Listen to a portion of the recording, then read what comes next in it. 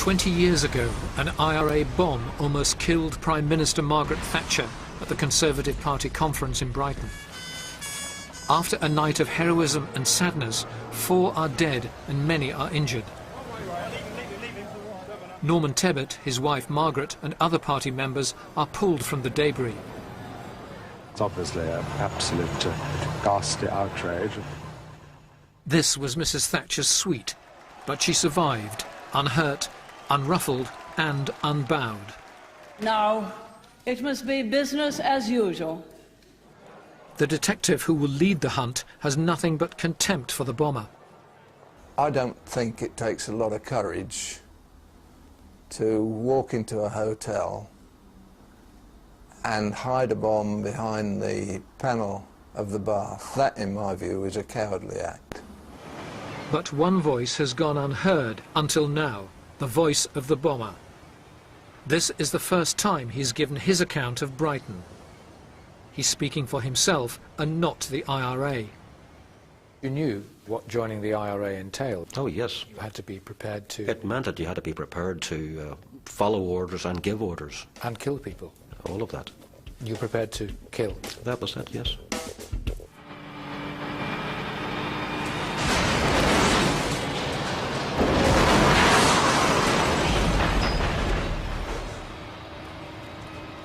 The bomber's motives were clear and calculated. The aim was to kill.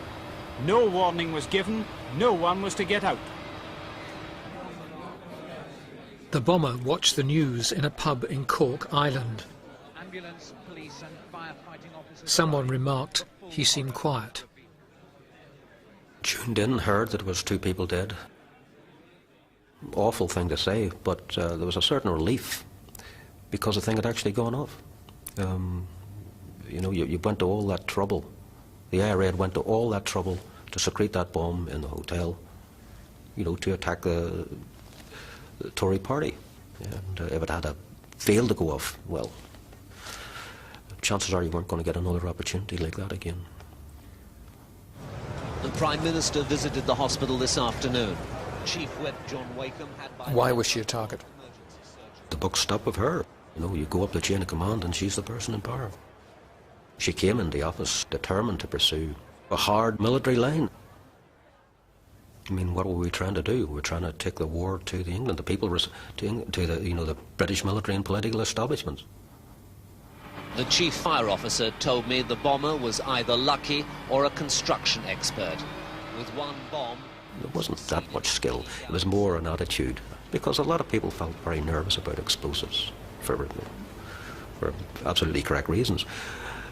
But if you knew what you were doing, you had, you know, certain confidence about it. You know, you did it.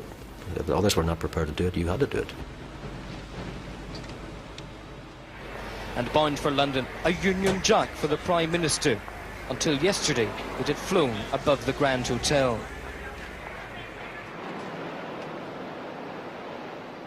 Magee had checked into the Grand Hotel more than 3 weeks before the conference. His bomb was triggered by a long-term timer designed to detonate the explosives 24 days later. He'd left it behind the bath panel in room 629, where he'd stayed. The police estimated the bomb consisted of 20 pounds of explosives. Magee claims it was 5 times that amount.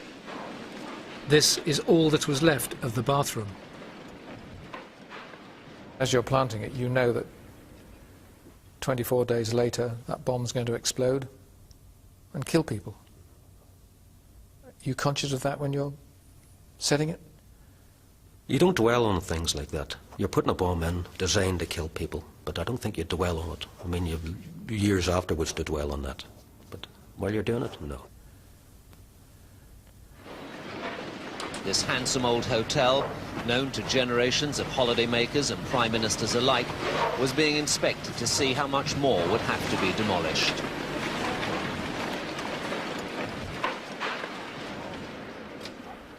When you see and you hear that of the 5 people you killed, 3 are innocent women who happen to be married to members of the Conservative Party, and Margaret Tebbit is paralysed for life, does it occur to you to think, what have I done? It didn't, not at that time. I was aware that they weren't members of the Conservative Party, that they were the relatives of people who were. They were innocent? But beyond, yes, they were innocent. But beyond that, as I was saying, we were targeting the Tory Party in conference.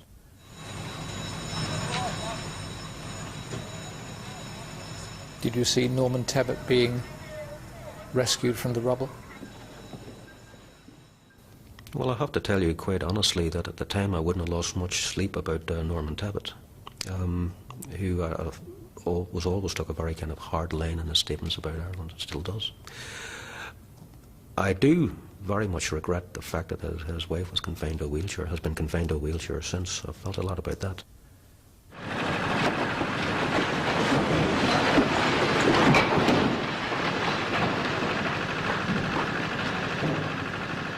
Magee insists the operation was a success, despite failing to kill Mrs. Thatcher or any member of her cabinet. But he'd come perilously close. This was Home Secretary Leon Britton's bedroom. After Brighton, Magee knew he would become the most wanted man in Britain, if they could find him. We're thinking, well, the British are never going to forget this one. You know, if they tie this down to me, they're going to pursue me for this one. So, you know, that's a sobering thought, you know.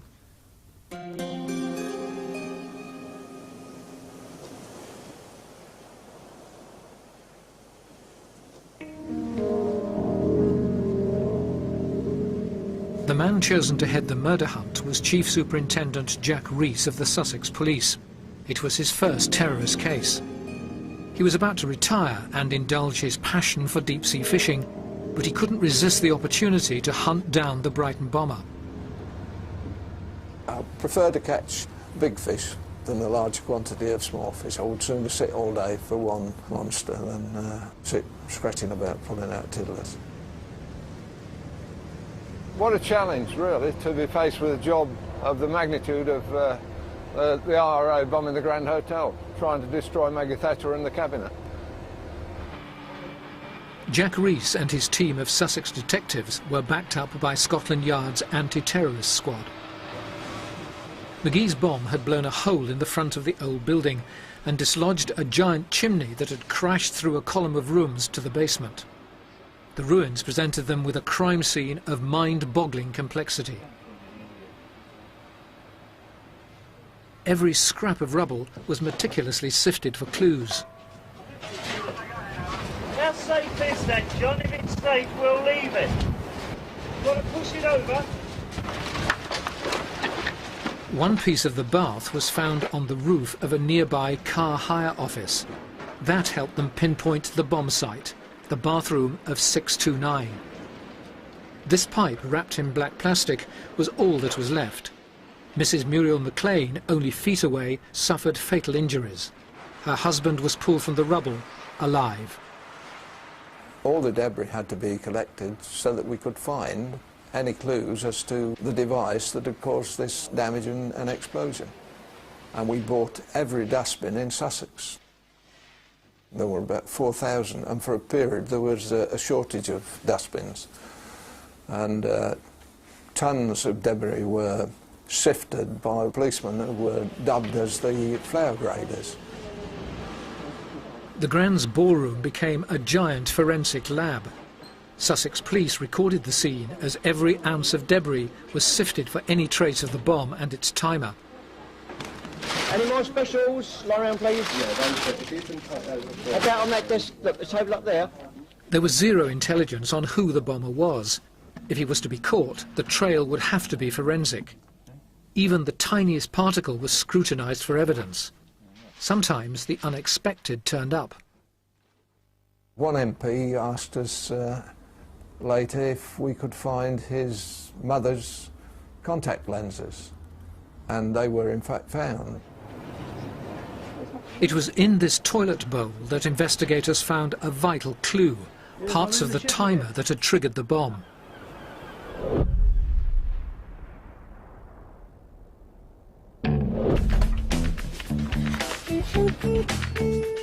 The next breakthrough for Jack Rees and his team was finding these boxes of hotel registration cards. They'd still no idea that Magee was their man, But they were getting closer. One of these cards must have been signed by the bomber. The question was, which? So it became obvious, really, that we'd got to try and interview every person who'd stayed at the hotel. 800 people were seen around the world. So that it really was a colossal inquiry. Oh, good morning. Could I speak as much information as you possibly can, and as I say, possible is to arrange to send an officer around to you. They found embarrassing scenes of people staying here for a dirty weekend. So we gave people an amnesty. Who was registered at the hotel at the time. We had a lot of people come forward. Didn't like it, but they did in fact come forward. The team even got hold of holiday snaps and eliminated every guest and visitor. Eventually, every person who'd stayed in room 629 over the past 14 weeks had been traced. All, that is, except one. The tantalising registration card was sent to Scotland Yard's top fingerprint expert. That's the actual card? This is the actual card. And the card says? The card says Walsh Roy, 27 Braxfield Road, London SE4. And who was Roy Walsh? We were told that nobody of the name Roy Walsh had ever stayed at that address. In fact, Roy Walsh was an IRA bomber, then serving a life sentence. Had Magee been sticking two fingers up at the police? Why did you sign in as Roy Walsh? I really don't want to talk about that. I assume it wasn't a coincidence, as Roy Walsh was a member of the IRA's first team to bomb London. Well, I think there's a time and place to talk about these things, and this is not the moment. Magee's road to Brighton began in Norwich, where his parents had moved when he was 4.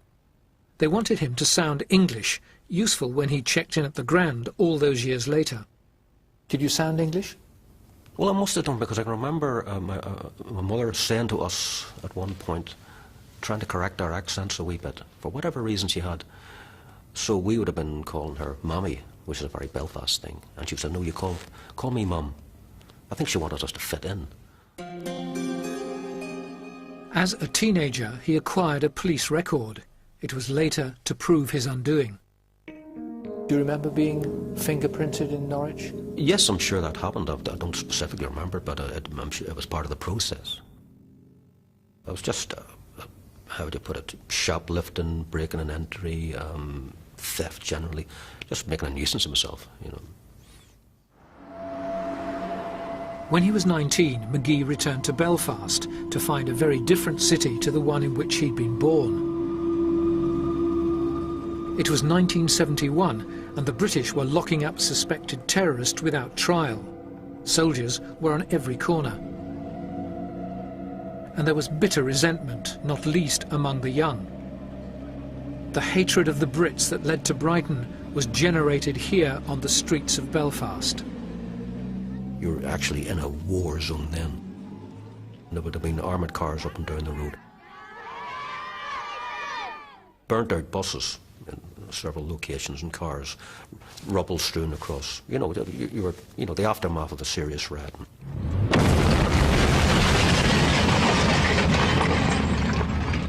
The IRA intensified its campaign, and in 1972, Magee signed up. There was a ceremony, but I have to say it was a very kind of on-the-hoof ceremony, you know. I think there must have been about half a dozen of us, and somebody came in and went through this rigmarole and out again. In 1973, Magee joined other Republicans in the Long Kesh prison camp and spent 2 years in its compounds being politicised by the IRA. He emerged even more determined. When I was released, I immediately reported back for active service.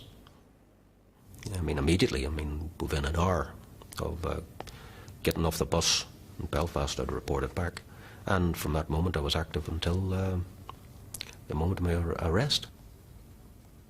Magee was now a bomber on the wanted list. He was frequently arrested and interrogated. He says he was offered money to turn informer. They said, we can give you £25,000 if you'll agree to give us information. And I don't know, I think I made some crack. What about 50,000? But they never came back to me on that one. Such was my value at that time to them. You know. But Magee knew exactly what he wanted to do: bomb England. He perfected his disguise. He kept his beard in Ireland and shaved it off when operating in England. And he destroyed all his photos so no one would know what he looked like. He then went to the IRA leadership. I got to the right people, said this is what I want to do, and convinced them that I was up to the task. So you went to the IRA and told them what you would want to do, rather than the IRA come to you and say, will you do it? That's it, yeah.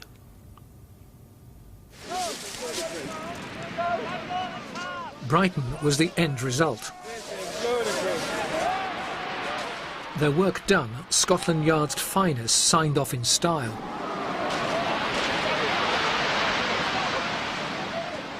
But soon there was real reason for the anti-terrorist squad to celebrate.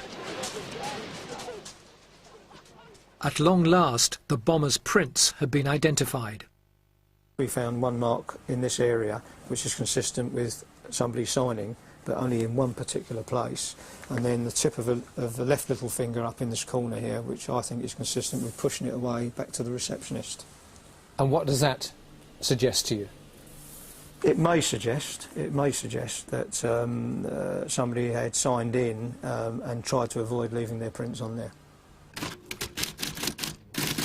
The prints were checked against dozens of IRA suspects before a match was finally found. Eventually, one of the officers on the team identified the palm mark for a palm print form in the name of Patrick Magee that was actually taken when he was arrested for shop breaking in Norwich some years previous. It gave me an awful lot of pleasure to know that now we had identified the person who stayed in that room as a member of the IRA. Pleased as hell. I said earlier, catching villains is like catching big fish. Detectives visited Magee's parents and took away 2 postcards he'd once sent them, one saying he'd got married. The handwriting matched the registration card for room 629. Leaving his prints was Magee's fatal error. It was the fingerprints that gave you away. That's why they found you. Well, it's perhaps, I don't know. It's difficult. I think it's more complicated than that, but certainly that was an element to it. This was believed to have been one of Magee's first bombings in England, an attack on Greenwich gasworks in 1979. The official report said had the other tanks exploded, Greenwich would have been wiped off the map. Special Branch later photographed him in Blackpool. There were suspicions he'd been casing the Conservative conference a year before Brighton, but he gave them the slip and escaped back to Ireland. From what I can make out, he was a meticulous man, but he was also prepared to take chances as far as his personal safety went, which so he was an asset to the Provisionals. And he had a nickname? Yes, he was nicknamed a Chancer because of the chances he took. Ironically, the word chance was written on his registration card, as he'd simply walked into the Grand off the street.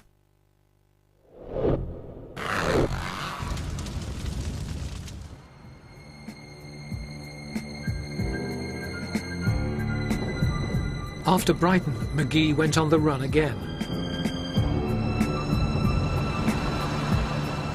Now he was the most wanted man in Britain, but he didn't stay in hiding for long. I was a volunteer. I was committed to pursuing the war in England. Brighton was one operation, an important operation, but was one, and that operation on its own wouldn't have achieved the necessary leverage to change the British political establishment's mind and to treat the problem seriously. In order to do that, we had to, sustain a campaign against them. So it meant more bombs in England. And were you prepared to go back to England to plant more bombs? I was not only prepared, I did go back. Did you suggest that you went back, or did the IRA say to you you should go back? I don't think anybody had a suggestion to me. I mean, it was an obvious thing, you know. I mean, I wasn't going to be involved in the Brighton operation, then walk away. You know, I mean, there was more work to be done.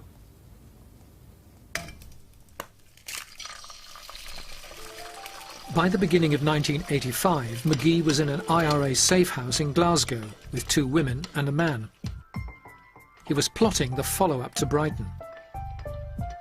The plan was to plant 16 bombs with long-term timers in hotels and on beaches, mainly in the south of England. The cell clearly had a grim sense of humour.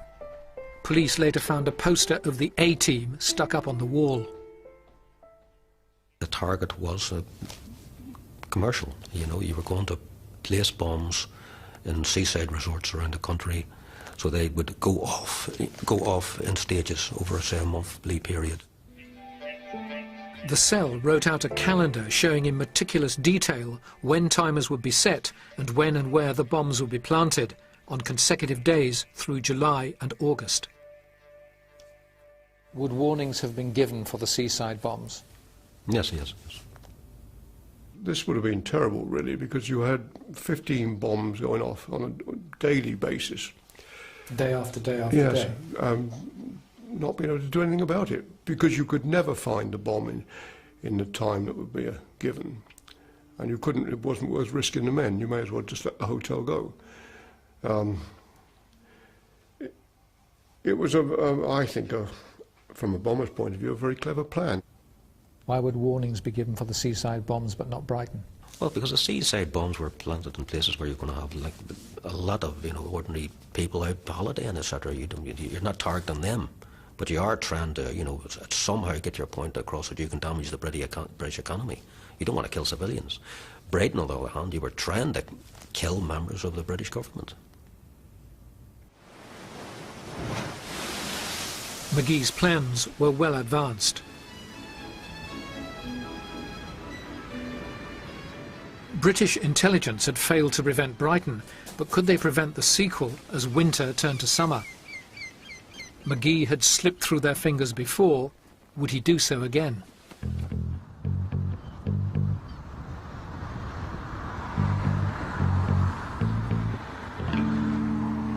Fortunately for the police, the IRA leadership across the water had made a fatal mistake. It sent another IRA man to join Magee's cell in Glasgow, Peter Sherry, one of its most experienced operators. He'd also been a Sinn Féin candidate in a local election.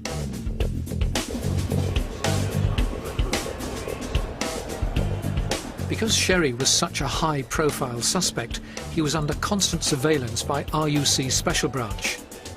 They followed him to Carlisle railway station. To their amazement, the man he was going to meet turned out to be Patrick Magee. They recognised him by the missing end of his little finger. At last, Special Branch had the Brighton bomber in their sights. Sherry and Magee returned to Glasgow by train, with undercover officers a few seats away. The net was closing in. I got a telephone call at home telling me that the target, which was Patrick Magee, was returning from England and was due at Central Station within a short period of time. This Special Branch officer has never spoken before about tracking Patrick Magee. After a career in the shadows, he asked us to disguise his identity. I was well aware of what he looks like. We'd seen, many photographs of him. We'd obviously heard that he was responsible for the Grand Hotel bombing. The Glasgow surveillance team follow Magee and Sherry out of Glasgow station. The undercover officers have no idea where their targets are heading. They track them to the south side of the city, to Queen's Park. Magee is well practiced in the art of counter-surveillance. Do you take precautions when you are operating when you're moving from one place to another? Well, of course, that's it. What sort of precautions do you take? Oh, well, obvious things, you know, just keeping an eye out all around you, varying your movements, backtracking on your movements, that sort of thing. Very, very basic. I'm not going to give away any secrets here, by the way.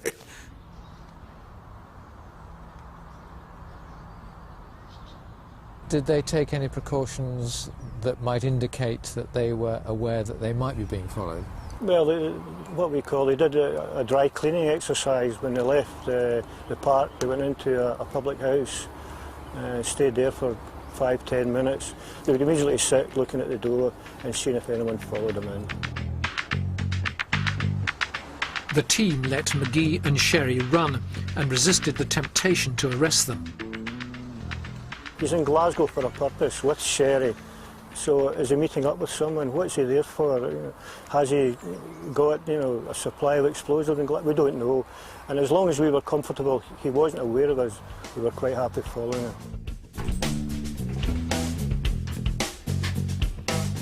The police don't know if Magee and Sherry are armed, but they're taking no chances.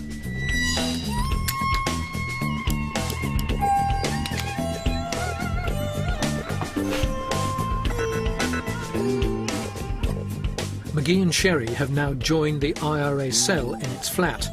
They're sitting down to a meal, oblivious to what's going on just outside.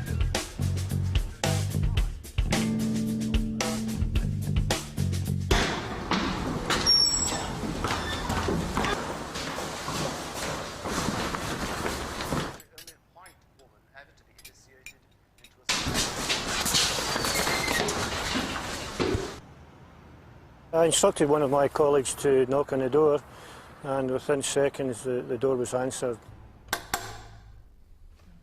I thought it was the landlord knocking, and there was an envelope on the mantelpiece somewhere with money for him. And who opens the door? Patrick Magee. As soon as I opened it, I knew immediately it was just detectives.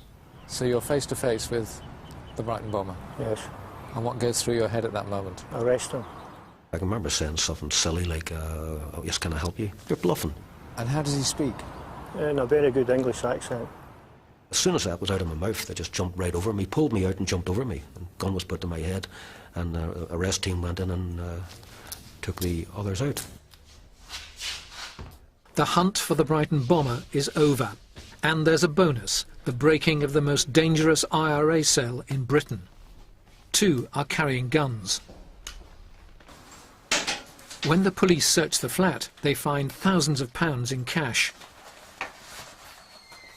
But even more significantly, they discover vital documents. There's pieces of paper with diagrams, and there's also what I took to be a schedule. The team have found the IRA's bomb calendar. This is the original. It's clear that one bomb has already been planted at the Rubens Hotel opposite Buckingham Palace. Your fingerprints were found on the registration card at the Rubens Hotel. As I said, I'm not prepared to talk about any other operation other than the Brighton. Another stroke of luck. Magee had made a diagram of his bomb. It was immediately faxed to Scotland Yard. Just as well, the device was booby-trapped.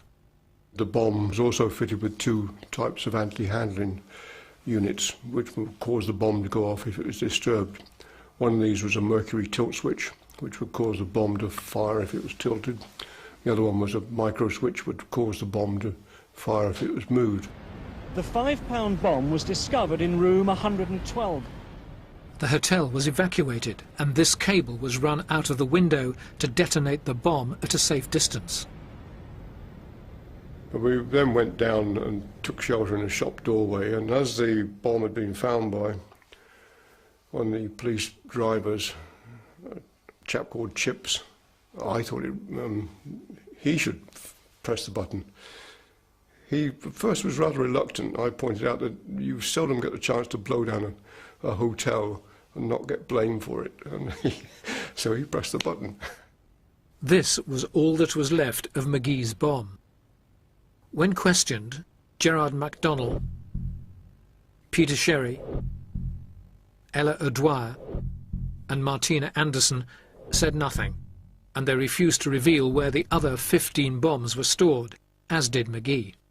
He didn't answer any of the questions, he just sat looking at the floor, and only on one occasion when I showed him a calendar that had been found up in Scotland did he look up and show half a bit of interest in that document. The explosives were later found at another flat, a mile away at 17 James Gray Street. We went down there with sniffer dogs who went off their heads. They went burlesque, if you like, berserk. It was just amazing the state they got themselves into. 25 packages of explosives were found in the cellar and dozens of long-term timers. Each package was carefully weighed and ready for use.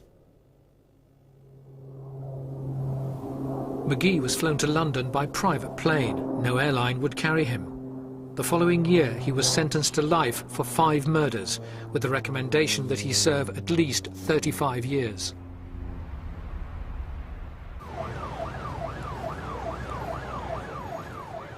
I said to myself, well, worst scenario, I'll be in jail till I'm 75 and I just might get another 5 years in freedom.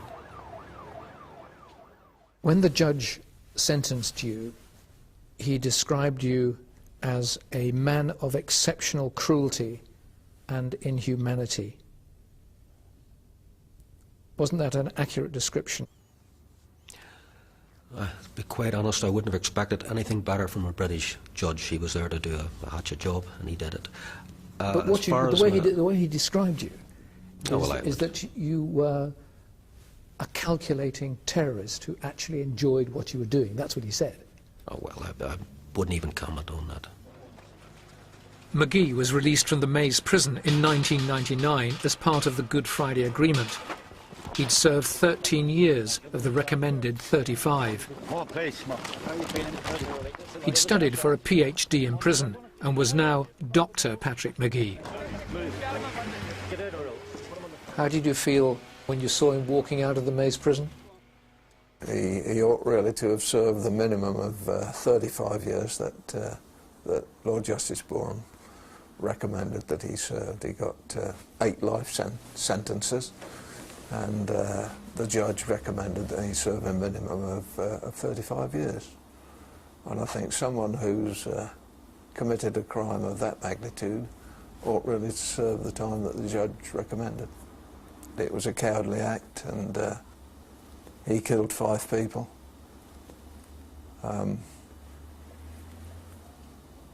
No, he's just another criminal, just another villain, really. Magee is now back in Belfast. Well, I was actually reading about Big Brother here. He's part of Causeway, a charity designed to help victims who want to meet those who harmed them. He's working closely with Joe Berry, whose father, Sir Anthony Berry, he killed. The Mayor of Belfast lent his support. But most of Magee's other victims take a different view from Joe Berry. It must be in the forefront of your mind. Believe me, it will always be in the forefront of my mind. I'm sitting here with a woman whose father I killed and can't redeem that loss. Can't bring Joe's father back. He still killed your father? Yes, it killed my father, and he's never going to come back. But somehow it's made some more sense out of his death, because I can see that I can make a difference now. I asked Margaret Tebbit, and Norman Tebbit too, if they could ever bring themselves to forgive you for what you did. And they both said that that would only be conceivable if you were to truly repent of what you did. Do you repent of what you did? There's a line that forgiveness follows redemption, this idea that you have to repent. But I can't repent from my past. He says he's sorry for the hurt and pain that he caused. Does he? Well, perhaps he has got feelings then. Do you believe him? No, not if he says that if it all happened again he'd do the same. I think he's 52 now, and we're talking now about 20 years ago. So when he did this terrible deed, he was 32. And if he's not learnt something from the period that he spent in prison, then there's something wrong with the guy anyway. What he might have learned is the principle of reconciliation, because that's the area in which he is now involved. Mm. That's not much comfort to the 5 people who are lying dead and cold in a grave or wherever they're lying.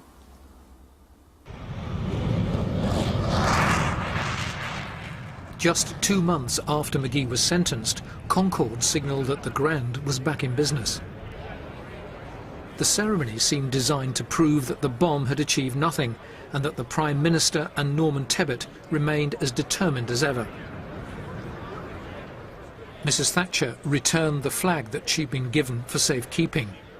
It would now be restored to its rightful place at the top of the Grand. It will fly there with special pride, showing that happen what may, the British spirit will once again triumph. If anyone thinks that Patrick Magee's bomb brought peace closer, they're almost certainly wrong. For the rest of her premiership, Mrs. Thatcher remained as implacably defiant of the IRA as she had been that day in Brighton. It was only when she left office 6 years later that the secret talks with the IRA began and the seeds of the peace process were finally sown.